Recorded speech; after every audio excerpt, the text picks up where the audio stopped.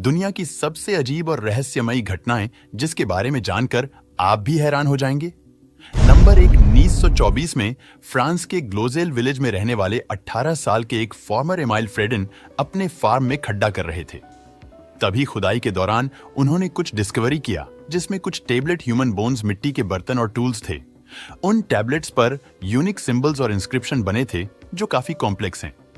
कुछ स्कॉलर्स का कहना है कि ये एक प्रीहिस्टोरिक राइटिंग सिस्टम हो सकती है। साथ ही कुछ टैबलेट्स पर एनिमल ड्राइंग और ज्योमेट्रिक पैटर्न्स भी देखे गए। एक्सपर्ट्स का मानना है कि ये टैबलेट्स एक लॉस्ट सिविलाइजेशन के सबूत हो सकते हैं जो यूरोप के स्टोन एज या आइस एज के दौरान रहे होंगे। लेकिन जब इन सिंबल्स को प्रीहिस्टोरिक स्क्रिप्ट के साथ कंपेयर किया गया तो इनका लिंक किसी भी स्पेसिफिक लैंग्वेज से नहीं हो सका, जो काफी अजीब बात थी। एक और थ्योरी ये सजेस्ट करती है कि ये टेबलेट्स और ऑब्जेक्ट्स किसी रिलीजियस प्रैक्टिस के पार्ट हो सकते हैं। आज भी रिसर्चर इन चीजों को नहीं समझ पाए। नंबर 2, 2007 में कुछ डाइवर्स मेक्सिको के युकाटन पेनिनसुला में एक केव सिस्टम को एक्सप्लोर कर रहे थे। इस केव को होयो निग्रो कहा जाता है।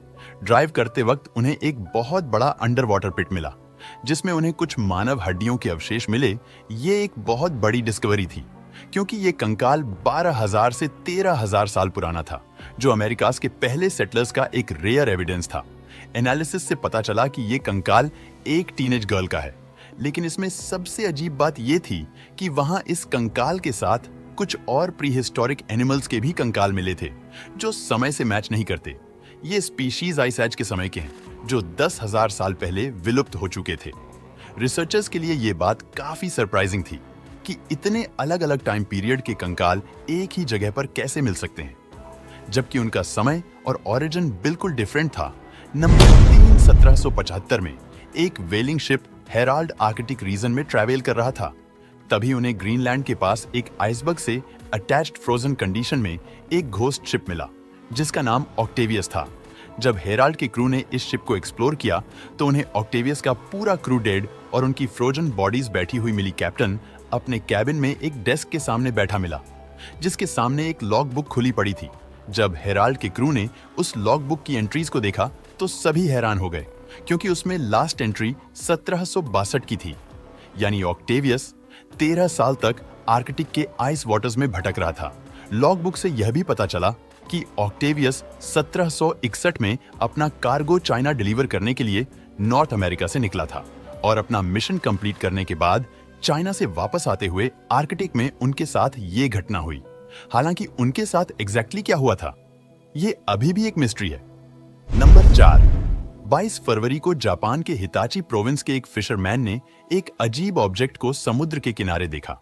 ये ऑब्जेक्ट सर्कुलर और बोट के जैसा था और इसीलिए इसे होलो शिप कहा गया। उस बोट के अंदर एक औरत थी जो काफी अजीब और अनफेमिलियर कपड़े पहने हुए थी। उसका लुक और भाषा दोनों ही फिशरमैन के लिए अननोन था।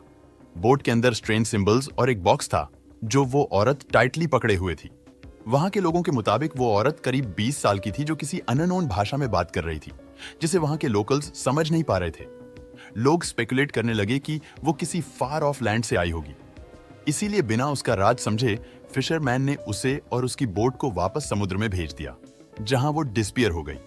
कुछ हिस्टोरियन का मानना है कि वो औरत किसी शिपरैक से बची सर्वाइवर हो सकती है जो जापान के आसपास के समुद्र में ड्रिफ्ट कर गई होगी। वहीं मॉडर्न थ्योरिस्ट इसे एक यूएफओ साइटिंग या एलियन एनकाउंटर मानते हैं क्योंकि उस स्वरोबियन का डिजाइन और डिस्क्रिप्शन काफी एडवांस लगता है। ये कहानी जापान के कल्चरल हिस्ट्री में एक इंटरेस्टिंग एडिशन है जो अनएक्सप्लेनेड इत्तेफाक है। दोस्तों, उम्मीद करते हैं कि आपको हमारी ये वीडियो पसंद आई होगी।